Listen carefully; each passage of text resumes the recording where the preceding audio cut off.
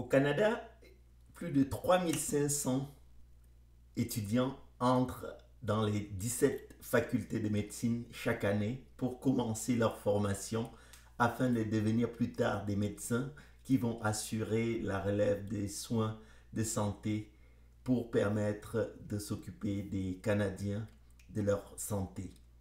Alors, aujourd'hui, on va voir ensemble comment est-ce qu'on fait pour entrer dans ces écoles de médecine. Et regardez bien cette vidéo jusqu'à la fin, partagez-la, mettez-moi en commentaire et abonnez-vous pour ceux qui ne le sont pas. À la fin, je vous donnerai aussi des informations sur combien ça coûte. Pour être admis dans une faculté de médecine, il faut postuler. Il y a 3 étapes qui vont se passer. La première étape, c'est de soumettre votre dossier. Mais pour soumettre le dossier, il faut déjà voir si vous êtes admissible. Parce que chaque faculté a des critères qui sont différents. Alors, les critères d'admissibilité varient. Donc, la plupart du temps, les universités vont avoir sur leur site les règles qui établissent qu'est-ce qu'il faut pour pouvoir soumettre le dossier. Mais de façon générale, il y a plusieurs éléments qu'on retrouve. Par exemple, le premier élément, c'est le dossier académique. Qu'est-ce que le candidat a comme aptitude en termes de notes dans son parcours antérieur. Alors, il faut savoir que pour aller dans les facultés de médecine, on peut commencer à partir des études ou le cégep, comme ici au Québec, ou dans les autres provinces, c'est souvent après les études universitaires où on peut postuler pour aller en faculté de médecine. Donc, les notes, ça compte beaucoup. Et les universités vont aussi exiger certains tests, comme par exemple le MCAT, donc Medical College Admission Test, ou bien des tests comme le Casper. Mais on reviendra dessus en détail dans cette vidéo. Ensuite, deuxième élément, c'est une lettre de présentation. On peut dire que c'est comme une forme d'autobiographie. Vous allez rédiger un texte qui va permettre au jury de vous démarquer par rapport aux autres candidats. Et dans ce texte, vous allez vous présenter, expliquer pourquoi vous voulez aller en médecine, parler de vos loisirs, vos passe-temps, vos hobbies, les activités que vous faites, le sport, qu'est-ce que vous avez eu comme prix, comme bourse, autre reconnaissance. Est-ce que vous avez déjà eu à travailler dans le passé? Est-ce que vous avez fait du bénévolat? Est-ce que vous avez fait de la recherche? Est-ce que vous avez fait des formations spécifiques comme par exemple de premiers secours? Tout ça doit être mentionné dans cette lettre avec un langage qui permet de bien faire ressortir votre valeur. C'est un élément important dans le dossier. Ensuite, les lettres de recommandation, c'est important. Plusieurs facultés de médecine vont exiger une lettre de recommandation qui peut provenir des personnes qui sont dans le domaine de la santé, ou bien dans le domaine universitaire, ou aussi des personnes qui ont eu à travailler avec vous dans le cadre de certains emplois.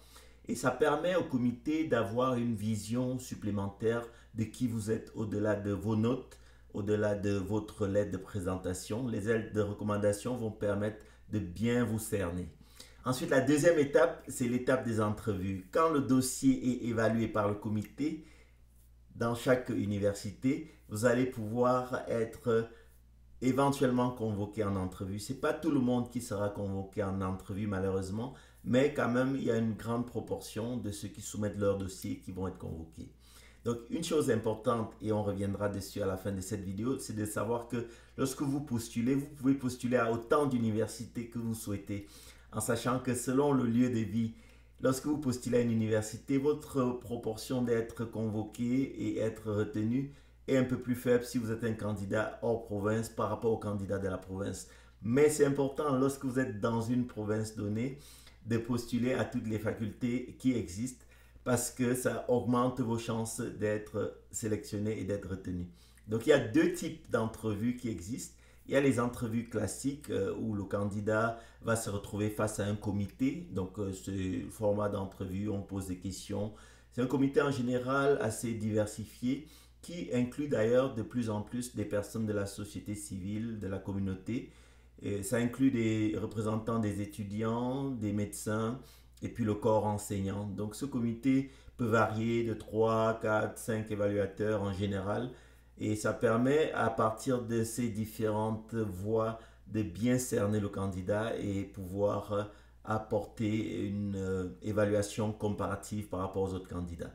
Donc ça, c'est le format classique. Ensuite, il y a les mini-entrevues multiples qui sont un format un peu différent. Ce sont des rencontres avec un évaluateur autour d'une station donnée. Habituellement, c'est autour de 10 stations et il y a une thématique dans chaque station et vous allez avoir à réagir et on va pouvoir vous évaluer sur des aptitudes qui sont considérées comme le savoir-être.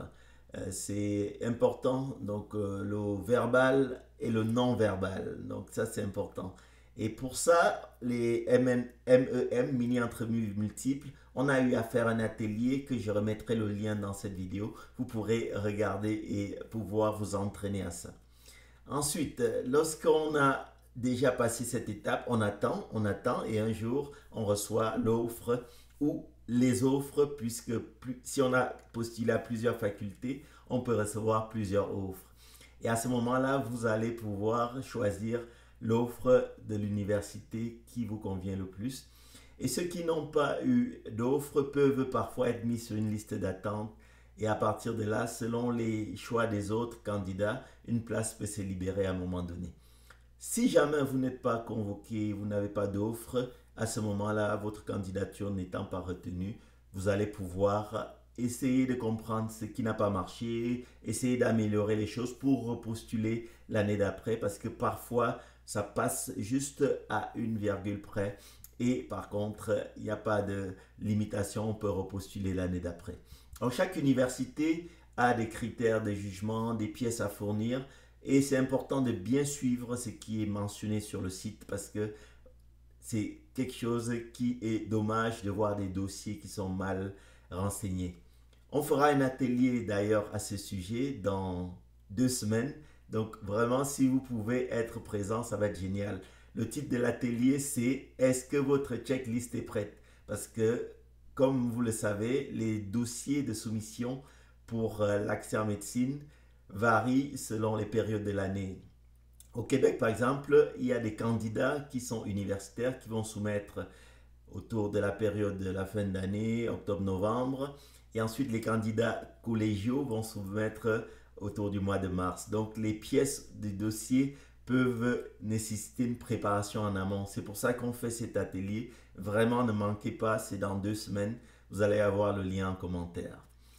Ensuite, la question cruciale, combien ça coûte? Ça, c'est un élément important. Alors, il y a des coûts qui sont liés à l'inscription, donc le dossier d'inscription. Par exemple, si vous postulez pour l'Ontario, la province de l'Ontario, il y a un service qui s'appelle le service ontarien des demandes d'admission qui va rassembler pour les 6 facultés de médecine un portail commun avec un frais de base de 220 $. Puis après, chaque université va avoir un frais de 125 à 125, 100 à 125 $. Donc ça, ce sont les frais pour le dossier. Ensuite, lorsque votre dossier est accepté, c'est là où vous aurez les frais pour étudier qui peuvent varier d'un montant assez raisonnable, 3 000 $ par an, par exemple pour les Québécois qui sont canadiens ou résidents permanents du Québec, à des montants qui peuvent aller jusqu'à le plus haut que j'ai vu pour un candidat étranger qui n'a pas la résidence canadienne. C'est un montant très élevé. L'université de Calgary, 144 790 par an pour une seule année, la première année. Les autres universités pour les candidats étrangers, c'est quand même assez cher. Université de Montréal, 32 000 par an. Dalhousie University, 75 000 par an. Et Université de Toronto, 91 000 par an. C'est énorme. Donc, mon message, c'est vraiment pour les étudiants qui sont étrangers, à moins d'avoir une bourse de votre pays, c'est très très coûteux. Donc, si vous êtes résident canadien, là, c'est autre chose. Vous allez pouvoir avoir des frais un peu plus raisonnables.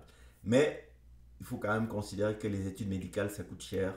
Il faut se préparer à cela. Et travailler pendant les études, surtout les premières années, peut être un enjeu et un défi majeur.